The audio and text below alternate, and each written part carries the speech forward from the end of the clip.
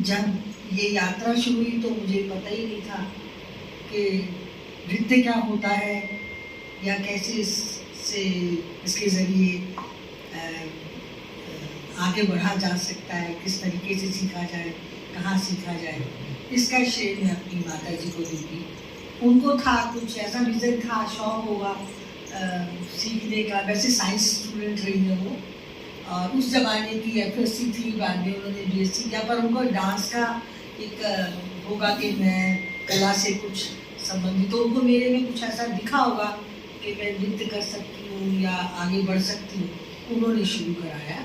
मेरे गुरु श्री कन्हैया लाल जी के वहाँ एक स्कूल था, वहाँ पे उन्होंने मुझे दाखिल कराया और मैंने वहाँ डांस की विधिवत। कुछ दिनों बाद मुझे लगा कुछ विशेष प्रतिभा है शायद मेरे में, क्योंकि गुरुजी भी बहुत प्यार करते थे, बहुत ध्यान से सिखाते थे, कोशिश करते थे मुझे थोड़ा अलग सिखाएं।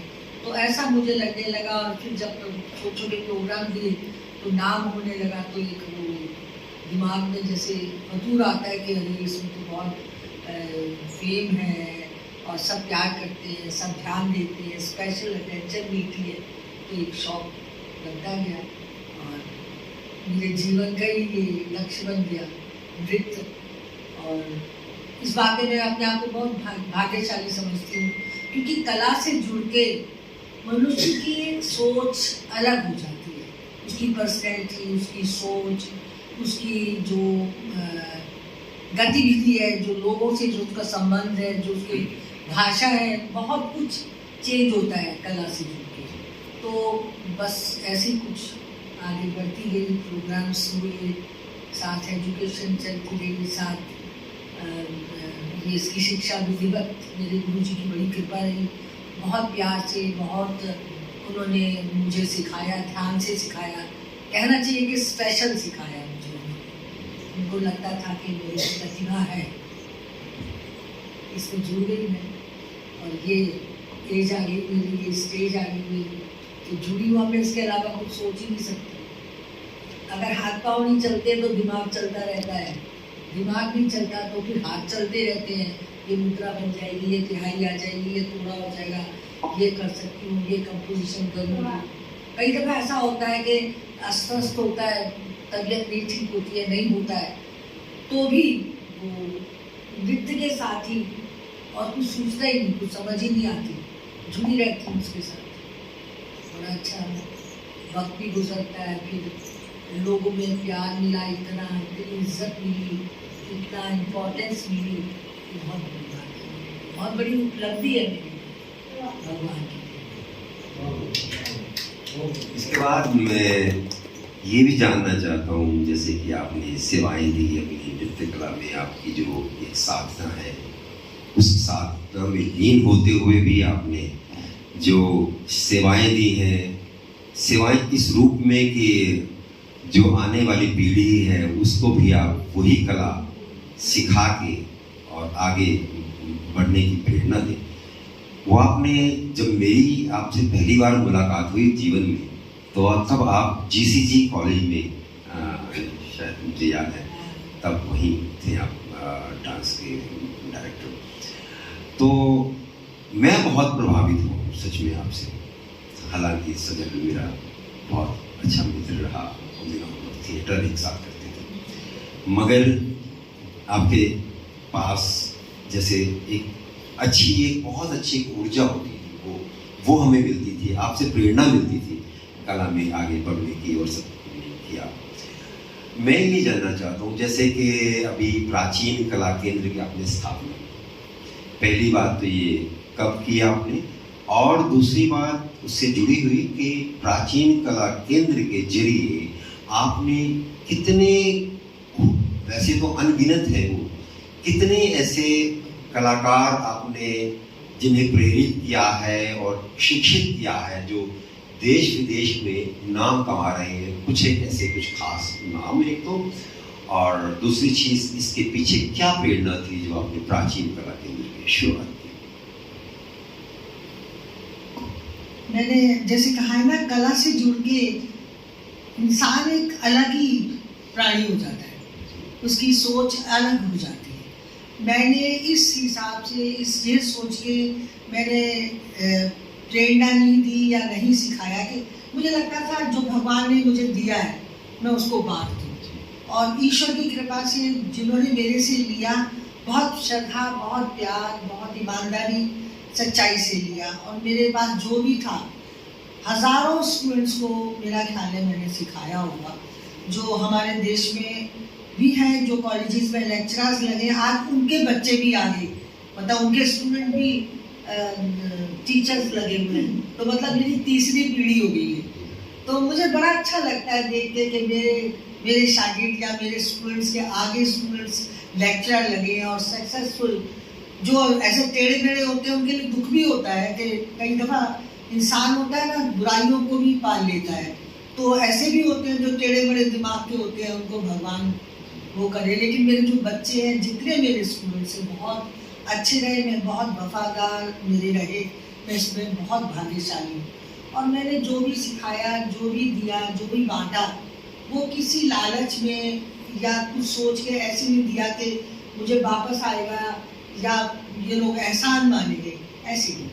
जो दिया भगवान ने मैंने आगे दे दिया। मैं ऐसा सोचती हूँ क्योंकि ईश्वर की बहुत कृपा है। कलाकार को ईश्वर की भी सीधी निगाह चाहिए, तब वो कलाकार बनता है सच्चा। और उस पर विश्वास रखना, उस पर भरोसा रखना, क्योंकि जो नृत्य कला है इसमें सारा ही पूजा पाठ शास्त्र ये सब इसमें आते हैं। तो ये इससे अलग, अगर सच्चा डांस किया जाए, क्लासिकल किया जाए, शास्त्रीय नृत्य किया जाए, तो वो सब कथानक ही है भगवान की, उसी के ऊपर आधारित है। तो आधी पूजा तो वो रियाज करते हुए और कंपोज करते हुए हो जाती है। जरूरी नहीं है कि दिया बत्ती जलाओ भगवान के सामने घंटों बैठ के मंत्र उच्चारण करो, उसकी जरूरत नहीं है। 2 भजन करिए, 2 ठुमरी करिए, 2 कवित करिए, हो गया भगवान का नाम ले लिया। मैं ऐसा सोचती हूँ, यानी कि घंटों काम धाम छोड़ के, सब छोड़ के और फिर पूजा करने बैठे, जोत जगा दी बस, बाकी ईश्वर देखेंगे। एक बात है, वफादारी रखे इंसान, अपने काम से मेहनत सच्चाई से करे, वो पूजा है, वो आराधना है। मैं तो ऐसा मानती हूँ। और मुझे लगता है भगवान सुनते हैं।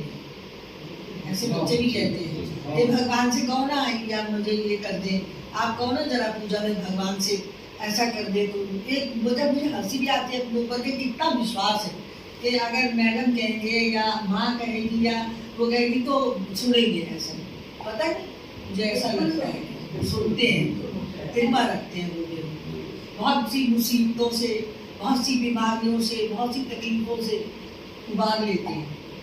विदिन 1 वीक बस बच्चों से पूछती हूँ क्या हुआ, मुझे कुछ हो गया था, वो हंसते हैं कि मुझे ये नहीं पता कि उनको क्या हुआ। तो ये एक बहुत बड़ा विश्वास है मेरा ईश्वर के ऊपर। बहुत मानती हूँ, पागलपन की हद तक मानती हूँ। और जब डांस करती हूँ, अभी भी डांस करती हूँ, आई एम 81 now, अभी भी डांस करती हूँ। तो मुझे लगता है जैसे वो सामने है। अगर मैं शंकर भगवान की कोई बंदिश करती हूँ तो सामने है। मैं मन में ये सोच के करती हूँ कि ये मूर्ति है, ये रूप है, मैंने इनको नहीं छाला या इनकी वंदना करनी है या इनकी पूजा करनी है। अगर कान्हा जी है शरारत वाले, नटखट, तो वो भाव, वो भावना मन में आती है कि नटखट है, इन्होंने गड़बड़ करनी है, चीज हरण करना है या माखन चुराना है, या तो वो एक इस उम्र में भी वो एक भावना, वो एक चंचलता, वो एक शरारत, वो एक नटखटपन वो आ जाता है। ये मैं ऐसा सोचती हूँ कि ये मेरी सक्सेस है, ईश्वर की कृपा है। जो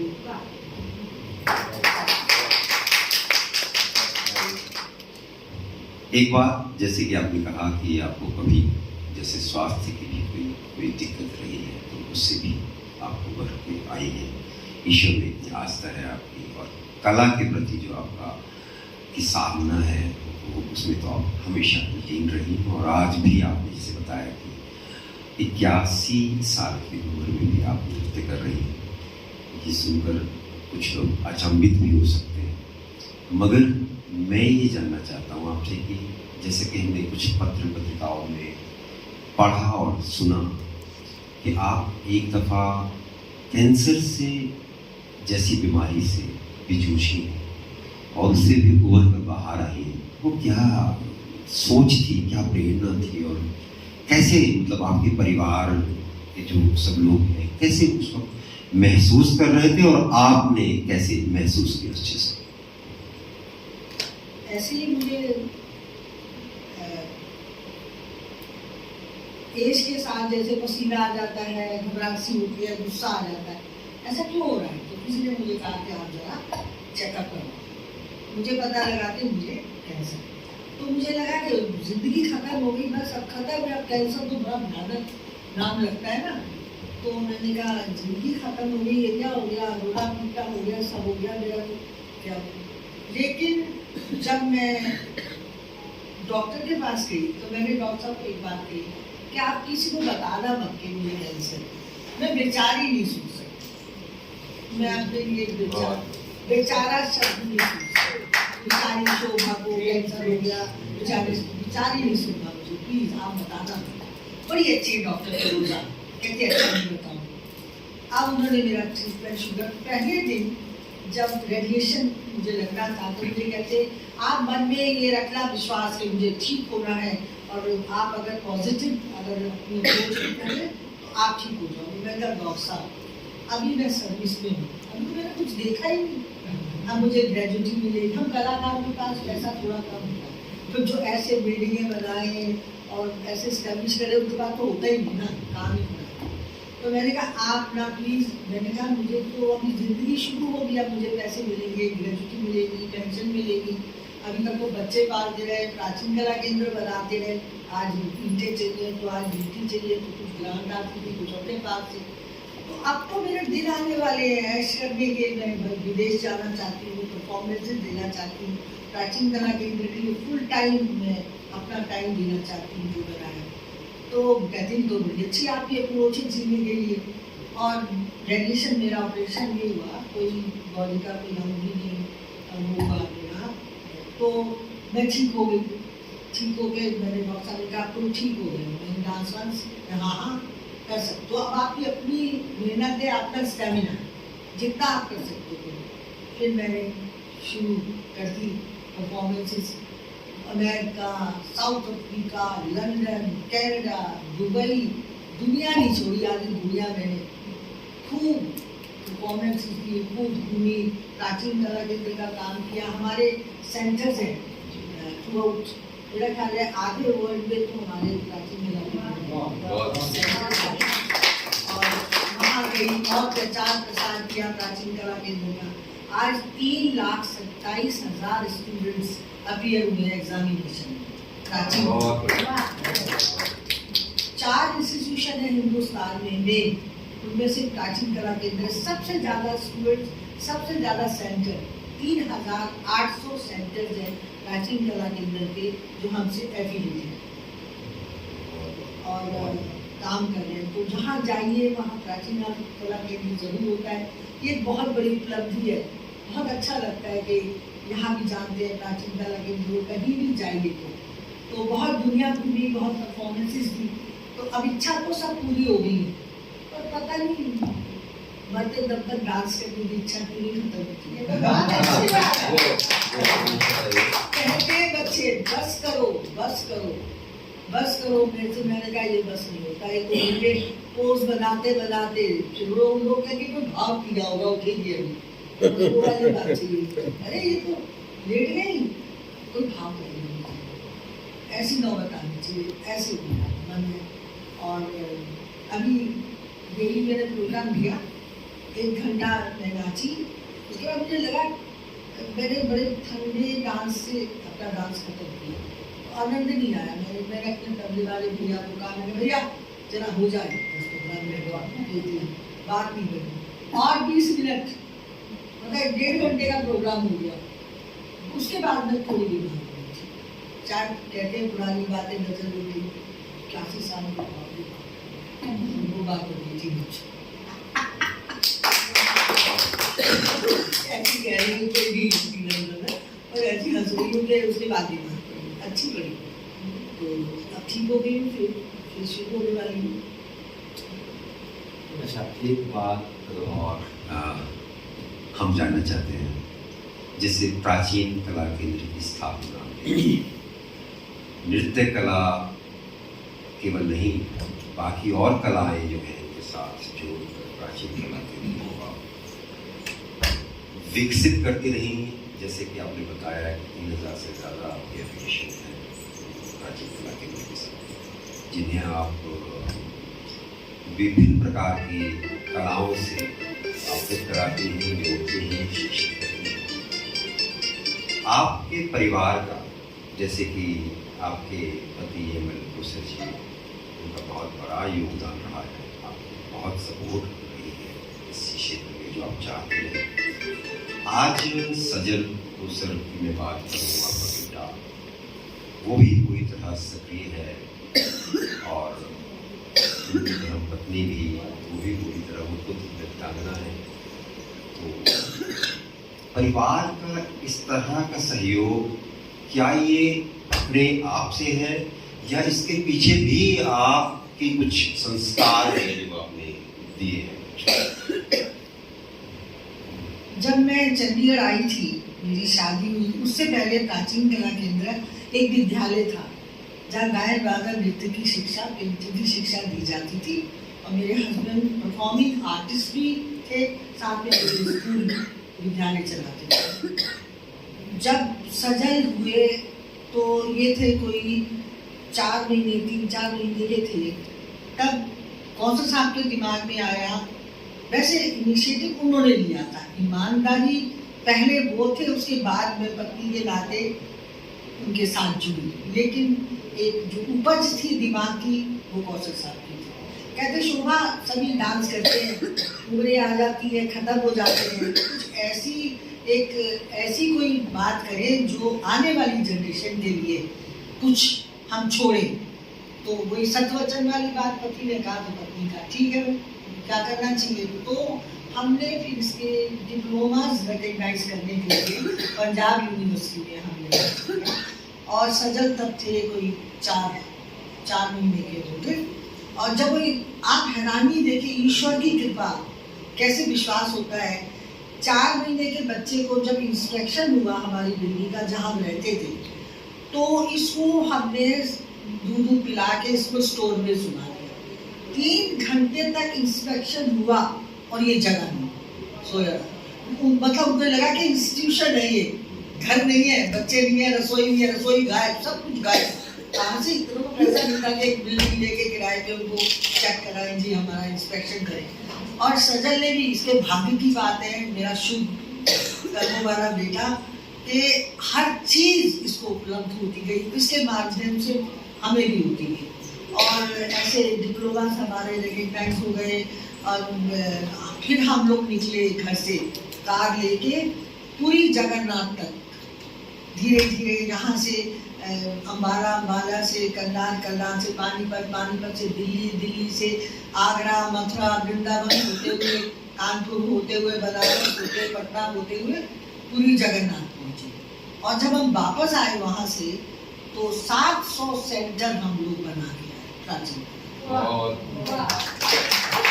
अब वो जहाँ हम गा के उन्हें मुग्ध कर सकते थे, इम्प्रेस कर सकते थे, उनको गा के किया। जहाँ बातें वहाँ बातें, जहाँ डांस वहाँ डांस, मतलब जैसे भी हम इम्प्रेस कर सकते थे कलकत्ता के लोगों को, बिहार के लोगों को, यूपी के लोगों को, होते गए यूपी से बिहार, बिहार से कलकत्ता, कलकत्ता से उड़ीसा। तो हम उन्हें इम्प्रेस करते गए, वो हमारे साथ जुड़ते गए। और 700 सेंटर हमारे साथ जुड़े जब हम लोग चंडीगढ़ पहुँचे, जो आज 3800 सेंटर।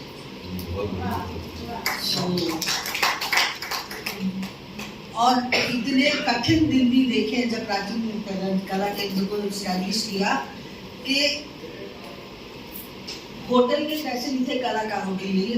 भास्कर राव जब हमने शुरू किया तो होटल में ठहराते थे तो बहुत खर्चा आता था। कलाकार टमेटो सूप लाओ, अच्छा नहीं है, वेजिटेबल सूप लाओ, अच्छा नहीं है, 4 सूप बर्बाद हो रहे थे। मैं देख रही हूँ, वो तो चढ़ाते जा रहे हैं ना, जब निकलता है किचन से कुछ निकलता है वो चढ़ा देते हैं रजिस्टर पे, फलाने रूम नंबर में।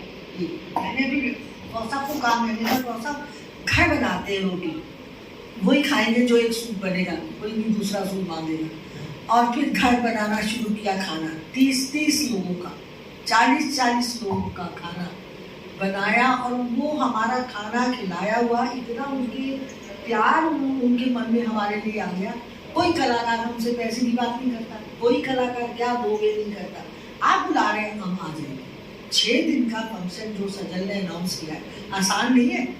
इतने लोगों का खाने बन रहे हैं, हलवाई बैठे हैं, कुक बैठे हैं, कमरे भी, अब हमारे पास बिल्डिंग है, वहाँ हमारे पास रूम है 12 जिसमें वो लोग ठहरे, ना होटल में ठहरना ना होटल में खाना, जो भी है करना। तो जो होमली जो टच हम लोग उनको देते हैं वो बहुत हमें बहुत फ़ायदा रहता है उससे, कि भाई प्राचीन कला केंद्र कोई नफ़ा नुकसान नहीं देखता, कोई कमाता नहीं, कोई टिकट नहीं, कोई पास नहीं, कोई डोनेशन नहीं, कोई किसी से मांगा नहीं, किसी से चंदा नहीं लिया, अपनी जेब से अपने आप हम लोग कर सकते। अब इसमें कम से कम 10 लाख रुपया खर्चा है जो ये 6 दिन का हो रहा है। और प्राचीन कला केंद्र अपना, मैंने कहा ना सजल बहुत लकी है इस बात में कि इसकी ज़रूरतें पूरी होती जाती है हमारी। तो ऐसे हम लोग ऐसे करते हैं और सब कलाकार हमारा साथ देते हैं। और कोई भी हिंदुस्तान का कलाकार ऐसा नहीं, बड़े से बड़ा, जिसको हमने नहीं बुलाया या नहीं इन्वाइट किया। अब तो हमें ये सोचना पड़ता है कि कौन कितने साल पहले आए थे, अब रिपीट करेंगे तो 6 साल हो गए ना, चलो 6 साल बाद बुला देते हैं, मतलब ऐसे। और हम लोग बडिंग जो आर्टिस्ट हैं, जो उदीयमान कलाकार हैं, जो उभरते कलाकार हैं, हम उनको भी इसी मंच पर हर एक महीने की 11 तारीख को हम लोग फंक्शन करते हैं।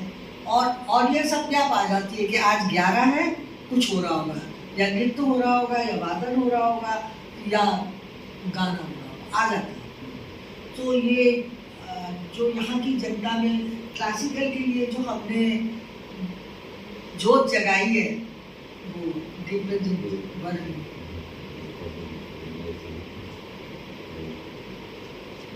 आपने अपने जीवन से जुड़ी हुई, कला से जुड़ी हुई जो आपकी अनुभव है वो हमारे साथ साझा किए। आपका परिवार आपके साथ कंधे से कंधा मिला चला है और आपसे प्रेरणा लेकर आपका बेटा सजल कौशल, समीरा कौशल जी,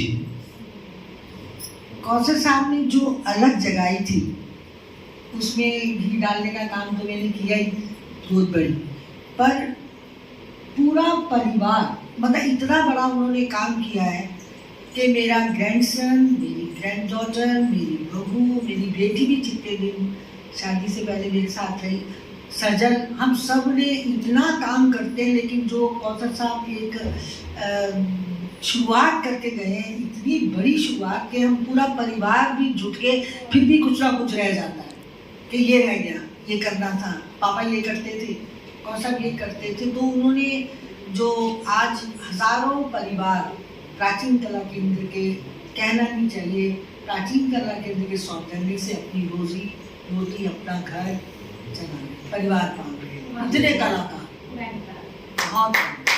तो आप सब, समीरा, मेरा पार्थ, शुभ्रा, सजल तो हैं, और मैं तो अब वो बैठ के ना गुरु माँ बन के, कोई पूछता है तो हाँ भाई ये कर लो, कोई पूछता है तो कर लो, नहीं तो अब तो देखते रहते हैं, राम झरोके बैठ के सबका गुजर लेगा।